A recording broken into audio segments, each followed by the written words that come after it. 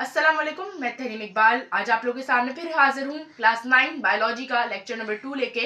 और आज के हमारे लेक्चर का टॉपिक है divisions and branches of biology.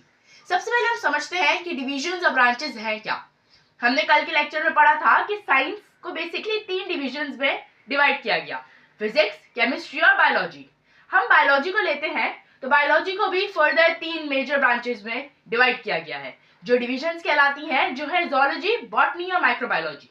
अब 20th सेंचुरी में जब मॉडर्नाइजेशन हुई, लोगों ने और तरक्की की, तो उन डिविजन्स को भी और ब्रांचेस में डिवाइड किया गया। अब सबसे पहले हम 3 मेजर ब्रांचेस या डिविजन्स पढ़ते हैं बायोलॉजी की, जो है ज़ूलॉजी, बॉटनी और माइक्रोबायोलॉजी। ज़ूलॉजी 2 वर्ड्स पे मुश्तमिल है और ये दोनों वर्ड ग्रीक लैंग्वेज से लिए गए हैं। पहला वर्ड है जून। जून के मीनिंग है एनिमल्स।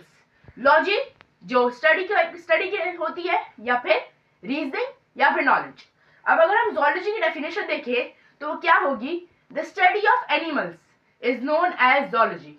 अब हम दूसरी डेफिनेशन देखें तो वो है बॉटनी।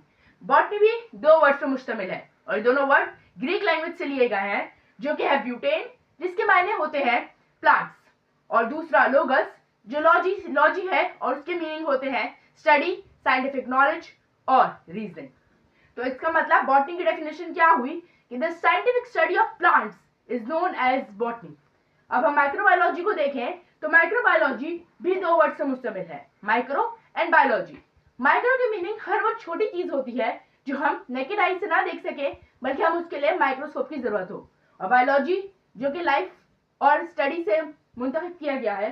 तो माइक्रोबायोलॉजी की डेफिनेशन हुई study of the microscopic organism such as bacteria और अदर चीजें, जैसे कि प्लाज्मोडियम हो गया। ये वो चीजें होती हैं जो हमारी नेकेड आई से नहीं दिख सकती, पर इनकी स्टडी के लिए हम माइक्रोस्कोप का इस्तेमाल करते हैं। तो ऐसी सब चीजों की स्टडी को हम माइक्रोबायोलॉजी कहते हैं। अब हम ब्रांचेस के बारे में स्टडी करेंगे कि ब्रांचेस ऑफ बायोलॉजी क्या होती हैं। ब्रांचेस ऑफ बायोलॉजी में हमारे पास फर्स्ट ब्रांच है मॉर्फोलॉजी। मॉर्फोलॉजी 2 वर्ड से ड्राइव हुआ है, मॉर्फ और लॉजी। मॉर्फ के मीनिंग होते हैं फॉर्म और लॉजी की मीनिंग होते हैं स्टडी। तो मॉर्फोलॉजी बेसिकली क्या है? ये वो ब्रांच ऑफ बायोलॉजी है जिसमें हम एक्सटर्नल फॉर्म्स और स्ट्रक्चर को स्टडी करते हैं कि बाहर से इंसान कैसा दिखता है, उसके स्ट्रक्चर्स की कॉम्पोजिशन बाहर से क्या है, वो सब हम इसमें स्टडी करते हैं। दूसरा है हमारे पास एनाटॉमी। एनाटॉमी 2 वर्ड से ड्राइव है, एना जिसके मायने होते हैं पार्ट, एंटोमी के मायने होते हैं कटिंग।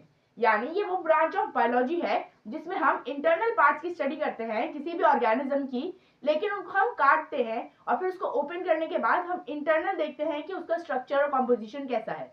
तीसरी ब्रांच पे आए तो वो है सेल बायोलॉजी।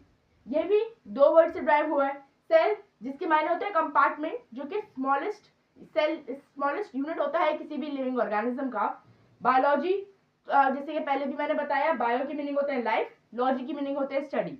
यानी ये वो ब्रांच ऑफ बायोलॉजी है इसमें हम सेल, उसके स्ट्रक्चर और उसके ऑर्गेनेल यानी वो सेल के छोटे कंपार्टमेंट्स को हम स्टडी करते हैं। इसके बाद है हिस्टोलॉजी। हिस्टोलॉजी भी 2 वर्ड से ड्राइव है, हिस्टो जिसके मीनिंग होते हैं tissue and logy mean study. यानी ये वो ब्रांच ऑफ बायोलॉजी है जिसमें हम माइक्रोस्कोपिक स्टडी करते हैं टिश्यूज की, कि लिविंग ऑर्गेनिज्म के टिश्यूज किस तरह है, उनकी कॉम्पोजिशन किस तरह है। नेक्स्ट पे आए तो वो है फिजियोलॉजी। फिजियोलॉजी वो ब्रांच ऑफ बायोलॉजी है जिसमें हम नेचर यानी लिविंग ऑर्गेनिज्म के फंक्शंस को स्टडी करते हैं कि उसके फंक्शंस किस तरह है, उसकी कौन सी चीज किस तरह काम करती है। इस सब की डिटेल स्टडी हम फिजियोलॉजी में करते हैं। इसके बाद है टेक्सोनोमी। टेक्सोनोमी में 2 वर्ड से ड्राइव है, टैक्सा यानी अरेंजमेंट, और नोमी जिसके मायने नोमो से निकला है, जिसके मायने होते हैं नेम। यानी ये ब्रांच ऑफ बायोलॉजी है जिसमें हम रूल्स, प्रिंसिपल, ग्रुपिंग इन सब को स्टडी करते हैं कि किस तरह एक इंसान का नाम रखा गया, कौन से रूल्स है, कौन से प्रिंसिपल है कि जिसके जरिए किसी इंसान या फिर किसी भी लिविंग ऑर्गेनिज्म का नाम रखा जाता है। नेक्स्ट पे आए तो नेक्स्ट हमारे पास है जेनेटिक्स। जेनेटिक्स में हम हेरिडिटी को स्टडी करते हैं। अब हेरिडिटी क्या होता है? ये होता है transferring of the characteristics from parents to offspring. यानी माँ बाप से किस तरह बच्चों में उनके कैरेक्टरिस्टिक्स ट्रांसफर होते हैं, वो हेरिडिटी कहलाता है और इसकी स्टडी को हम जेनेटिक्स कहते हैं। इसके बाद हम देखें तो है डेवलपमेंटल बायोलॉजी। इसमें हम ये स्टडी करते हैं कि किस तरह एम्ब्रियो बनता है और उसकी डेवलपमेंट किस तरह होती है। एम्ब्रियो क्या होता है? Early stage of a living organism, कि किस तरह लिविंग ऑर्गेनिज्म का जो बिल्कुल अर्ली स्टेज होता है वो एम्ब्रियो कहलाता है, और वो किस तरह बनता है, ये इस ब्रांच में हम स्टडी करते हैं। नेक्स्ट है एनवायरमेंटल बायोलॉजी। जिसमें हम रिलेशनशिप देखते हैं लिविंग थिंग्स का नॉन लिविंग थिंग्स के साथ। जैसे एक इंसान है, उसका हवा का इंसान पर क्या इफेक्ट हो रहा है, और इन सब का ये देखते हैं कि इन दोनों का आपस में क्या रिलेशन है और ये किस तरह डिपेंडेंट है एक दूसरे पे। इसके बाद नेक्स्ट है पेलियोंटोलॉजी, जिसमें हम रिमोट पास्ट ऑर्गेनिक लाइफ को स्टडी करते हैं, यानी वो लोग या वो जानवर जो अब नहीं है, वो कुछ सदियों पहले हुआ करते थे, जैसे डायनासोर्स, उन सब की स्टडी करते हैं फॉसिल्स की मदद से, यानी वो टुकड़े जो जमीन के अंदर हैं, रिमेन डेड है, लेकिन उनको हम निकालते हैं और उससे हम इन सब चीजों को स्टडी करते हैं। फिर है बायोटेक्नोलॉजी, इसमें हम प्रैक्टिकल एप्लीकेशंस देखते हैं माइक्रो ऑर्गेनिजम्स की, कि किस तरह माइक्रो ऑर्गेनिजम्स इंसानों की बेहतरी के लिए काम किए जा सकते हैं। जैसे हम देखते हैं कि दही जमाने के लिए हम बैक्टीरिया का इस्तेमाल करते हैं, ये भी बायोटेक्नोलॉजी की एक फील्ड है। उसके बाद है सोशियोबायोलॉजी, कहा जाता है कि इंसान एक सोशल एनिमल है, यानी उसको लोगों के साथ बातचीत और इंटरेक्शन करने की जरूरत पड़ती है। इसमें हम देखते हैं कि एक लिविंग ऑर्गेनिज्म दूसरों के साथ किस तरह बर्ताव करता है, किस तरह उनके साथ रिलेशन रखता है और किस तरह इंटरेक्शन करता है। इसके बाद है पैरासिटोलॉजी, जिसमें हम स्टडी करते हैं पैरासाइट्स की।